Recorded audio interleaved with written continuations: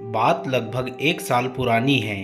शर्मा जी के लड़के के शादी के सिलसिले में मैं भोपाल गया था। शर्मा जी और मेरा कॉलेज के दिनों का याराना था। कॉलेज के दिनों में हम सभी दोस्त राजीव को शर्मा जी कहकर बुलाते थे। हालांकि समय के साथ सभी दोस्त तो जिंदगी की भाग दौड़ में पता नहीं कहाँ छूट गए, लेकिन शर्मा जी और मेरा याराना अभी तक जिंदा था।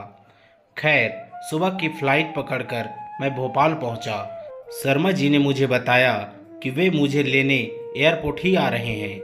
मैंने मेरे लिए इस तरह परेशान होने पर उसको मना किया, लेकिन बात न मानना तो शर्मा जी की पुरानी आदत थी।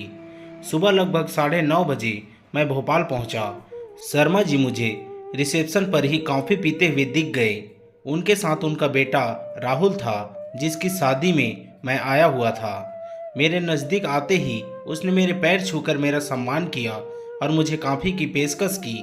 हालांकि ज़्यादा ज़रूरत ना होते हुए एयरपोर्ट पर 280 रुपये कॉफ़ी के लिए बर्बाद करना मूर्खता थी, सो मैंने कॉफ़ी के लिए राहुल को मना कर दिया। राहुल के दोबारा कहने पर मैंने उसका मन रखते हुए कह दिया कि जब मुझे वापस छोड़ने के लिए आओगे तब पियेंगे। शर्मा जी ने मुझे बताया कि उनके एक और ख़ास मित्र भी आने वाले हैं, तो उन्हें भी साथ लेना है।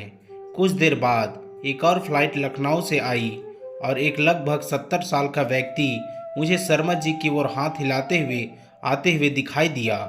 लेकिन रिसेप्शन के पास आते आते अचानक उनकी तबीयत बिगड़ गई। हम तुरंत उन्हें नज़दीक के एक अस्पताल में ले गए। डॉक्टर ने बताया कि सफ़र में थकावट के कारण थोड़ी सी तबीयत खराब हो गई है। परेशानी की बात नहीं है, बस थोड़े आराम की ज़रूरत है। यह सुनकर हम सब के जान में जान आई। राहुल और मैं अस्पताल का बिल भरने के लिए रिसेप्शन पर गए। वहाँ एक महिला पहले से खड़ी थी। कंपाउंडर उस महिला से बार बार कह रहा था कि डॉक्टर साहब आपसे फीस के पैसे नहीं ले रहे हैं, लेकिन आपको दवाइयों के 250 रुपये तो देना ही होंगे। महिला पैसे ना होने का कहकर कंपाउंडर से दवाइयों के लिए विनती कर रही थी।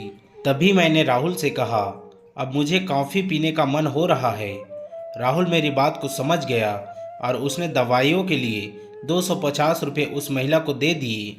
महिला ने राहुल के सर पर प्यार से हाथ फेरा और बिना कुछ बोले ढेर सारी दुआएं और आशीर्वाद देकर चली गई। राहुल और मैंने उस दिन जिंदगी का एक नया पाठ सीख लिया था।